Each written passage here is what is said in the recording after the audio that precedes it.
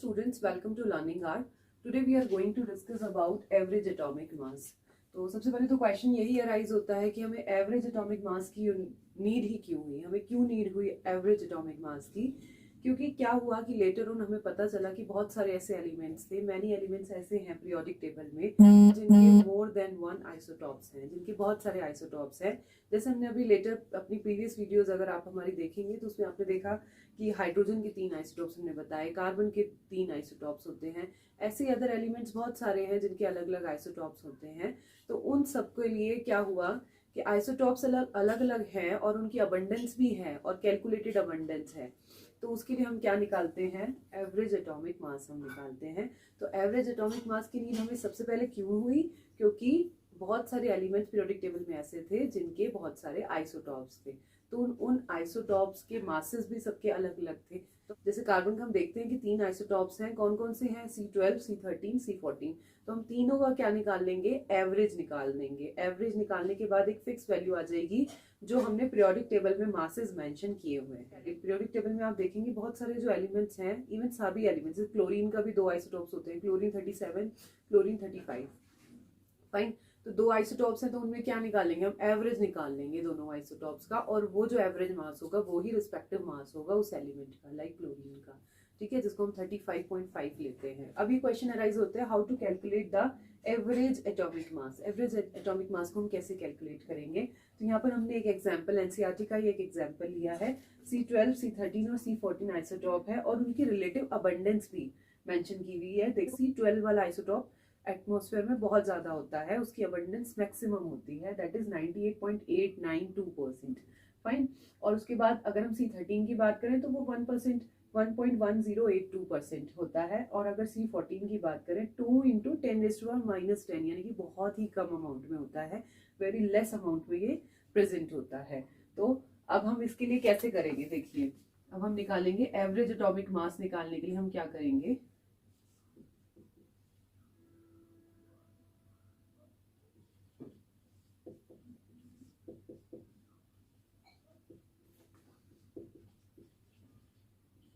कैसे निकालेंगे, देखिए सबसे पहले हम देखेंगे रिलेटिव अबंडेंस को उसके मास से मल्टीप्लाई कर देंगे और ऐड करते जाएंगे।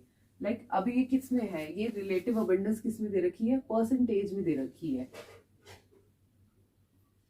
0.98892 मल्टीप्लाई बाय 12 प्लस कितना 0.011082। ये कितना आ जाएगा, इसको 13.00335 से मल्टीप्लाई, लाइक यानी कि रिलेटिव अबंडेंस को मल्टीप्लाई कर देंगे उसके रिस्पेक्टिव एटॉमिक मासेस से, प्लस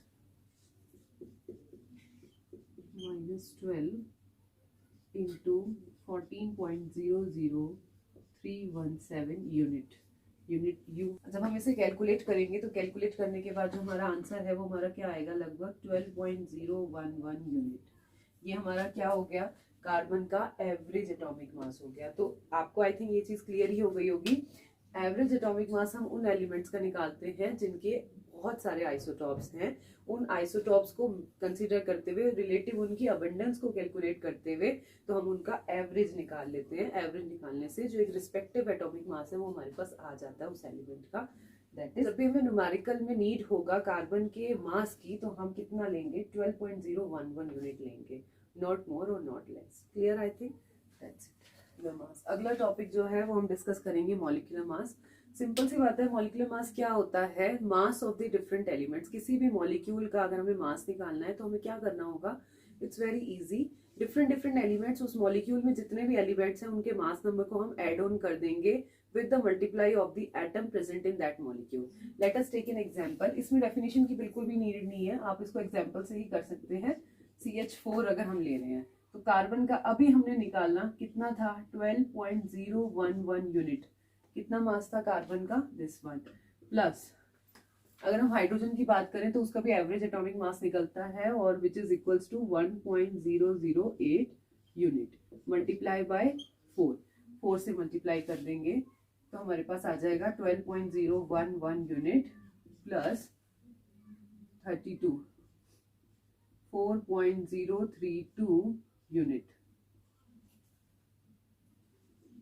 16 यूनिट। ये हमारे पास आ गया atomic mass of this CH4 molecule. एक और हम एग्जांपल ले लेते हैं, एनसीईआरटी का ही है, C6H12O6।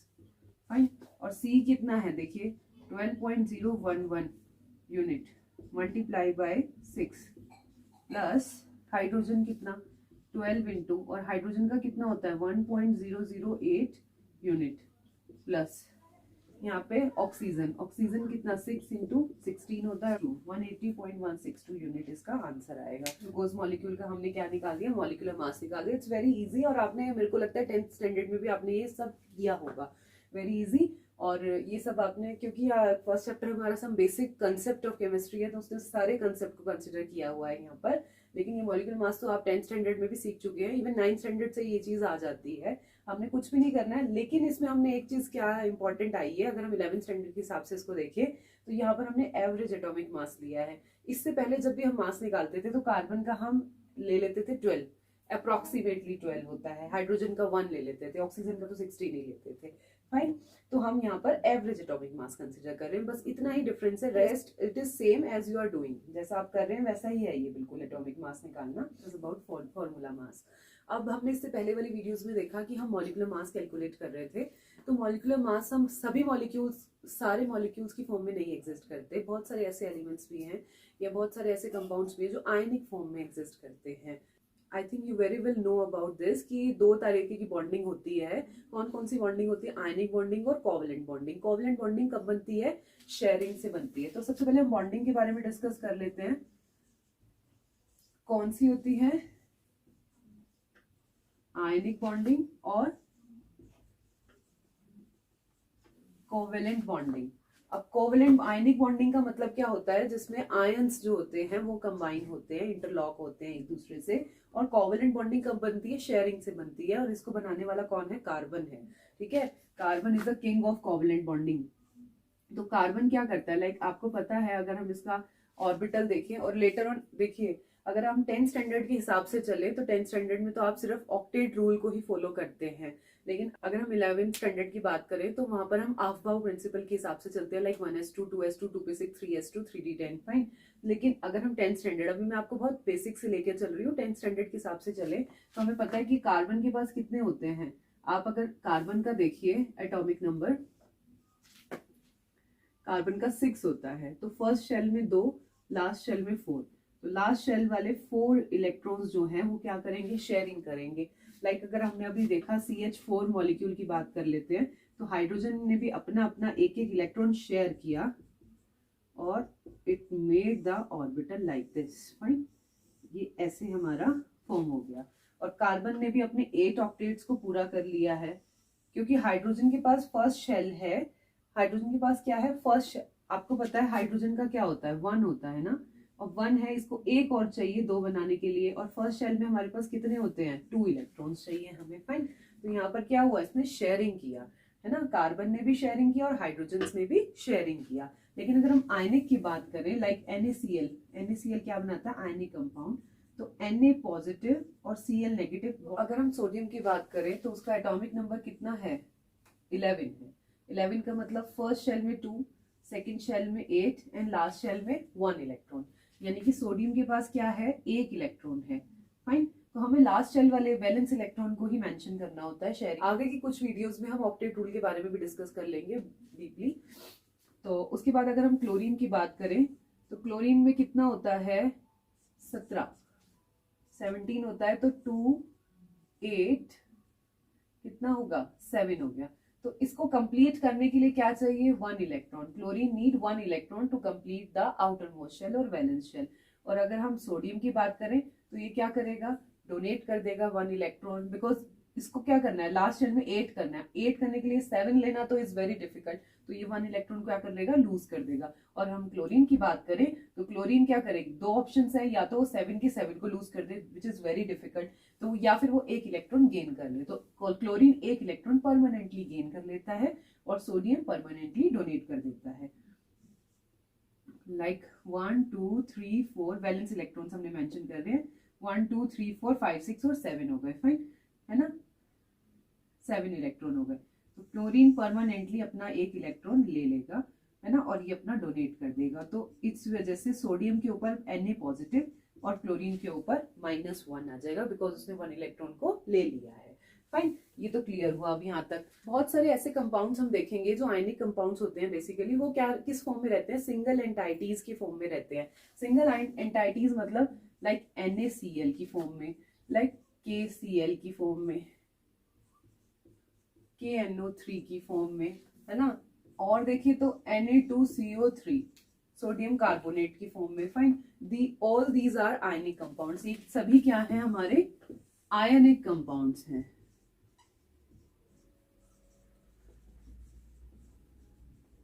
In case of ionic compounds, most of the elements exist as a single entities. Single entities की फॉर्म में रहते हैं। इन्हें हम मॉलिक्यूल नहीं कंसिडर कर सकते, हम इसे क्या कंसिडर करते हैं, सिंगल एंटाइटीज की फॉर्म में कंसिडर करते हैं। और ये आयनिक कंपाउंड है। इसमें क्या होता है कि ईच मॉलिक्यूल इज सराउंडेड और locked by other molecules. Like अगर हम NaCl का स्ट्रक्चर देखें, अगर हम देखें सोडियम NaCl के स्ट्रक्चर, तो each NaCl is surrounded by कितने, 6 क्लोरीन एटम से each sodium atom is surrounded by 6 chlorine atom. और अगर क्लोरीन की बात करें तो ये इसी तरीके से इंटरलॉक पैटर्न में रहते हैं कि each chlorine atom is also surrounded by 6 kind of sodium atom. तो इनको हम मॉलिक्यूल ना कंसिडर करके एक सिंगल एंटाइटीज कंसिडर कर लेते हैं और उसको हम कैलकुलेट करते हैं फॉर्मूला मास की हेल्प से। फाइन, लाइक अगर हमें NaCl का मास निकालना है तो Na का, आपको पता है सोडियम का मास कितना होता है, which is 23.0 unit, plus each atom single atom है दोनों के, तो 1 से ही मल्टीप्लाई होगी, प्लस क्लोरीन का कितना होता है आपको पता है 35.5 कंसिडर करते हैं इतना यूनिट। तो बस हम इसे ऐड ऑन कर देंगे, जस्ट 8.5 यूनिट। 58.5 यूनिट जो है वो हमारा क्या आया, फॉर्मूला मास ऑफ NaCl। इसी तरीके से मदर मॉलिक्यूल्स का भी फॉर्मूला मास इजीली कैलकुलेट कर सकते हैं। That's it, thank you.